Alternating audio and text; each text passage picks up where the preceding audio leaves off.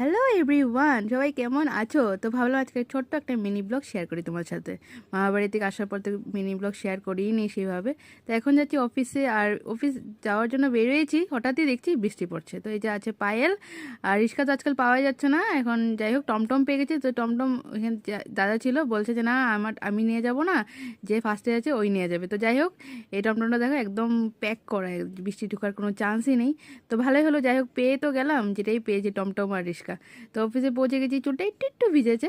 তো যাই হোক, স্টার্ট কাজ বাজ, আর ছাতিটা শুকাতে বাইরে বাইরে দিয়েছিলাম। তো বাইরে বেরিয়ে দেখছি বাহ, এখন কি ঝলমলে রোদ, আর একটু আগে ছিল কি বৃষ্টি। তো যাই হোক, ছাতিটা একদম আমার শুকিয়ে গেছে। আর তারপর চলে আসলাম লাঞ্চ করতে। লাঞ্চে আজকে নিয়ে এসেছি কি, চলো দেখিয়ে দিই তোমাদেরকে। পটলের তরকারি আমার শাশুড়ি মাই বানিয়ে দিয়েছিল, আর রুটিটা আমি বানিয়েছি, বড়া, ডালের বড়া আর কি। তো রাতে অফিস থেকে বেরোয়, মানে ছুটি হয়ে যাওয়ার পর ইচ্ছা করছে একটু মোমো খেতে। আর আমাদের অফিসে একদমই সাথে মোমো সব স্টলটা খুলেছে আর কি। তো যাই হোক, ইচ্ছা তো করবেই, ট্রাই করি নতুন সব কি কেমন কি। আর এখান থেকে আমি সবসময় স্যান্ডউইচও খাই, এই যে সাথেই আছে।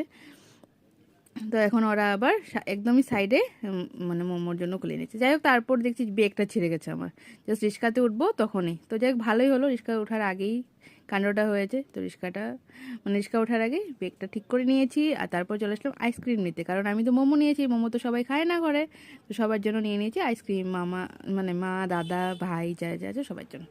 আর মোমোটা মোটামুটি ছিল, অ্যাভারেজ, ঠিকঠাক। তো তারপর এই যে ভিডিও শ্যুট করার জন্য লেগে পড়লাম। ওখান তো ও নেই, তার জন্য স্ট্যান্ডে রেখেই মোবাইল করছি, কারণ ও গেছে ট্যুরে। আর এই হচ্ছে আমার শাশুড়ি মা। হুম, বাহ, দিলে এক্সট্রা কেন দিল? তেলের প্যাকেট ঢুকে আনছি। ও, তেল বাই করে চেক করছো? আমি করি না, এই করেছি। তো যাই হোক, তারপর চলে আসলাম রান্নাঘরে, কিছু টুকটাক বানানোর আছে, এগুলো বানাবো। আর তরকারি টরকারি তো আছেই। তো এই যে বেগুনের বড়া বানাচ্ছি, আর এদিকে আছে পাতার বড়া বানাবো আর কি। তো ওই দিন মা শাক বানিয়েছিল, কেউ খায়নি, তো মা বললো বড়া বানিয়ে আনো, সবাই খেয়ে নেবে। সবাই মানে আমি আর সবার শাশুড়ি মাই, দাদা তো বললো খালি বেগুন ভাজা দিয়ে খেয়ে নেবে, আর অত নেই, ট্যুরে আছে, আর টুকটাক আছে কিছু কিছু, তো হয়ে যাবে আর কি, তাই না? দুজনের জন্য আর কতই বা কী লাগে। তো এইদিকে দেখো, এই যে বেগুন বড়াগুলো হয়ে গেছে, আর পাতার বড়াগুলো ভেজে নিচ্ছি। সুন্দর ক্রিস্পি ক্রিস্পি হচ্ছে, কিন্তু খেতেও বেশ ভালোই হয়েছিল।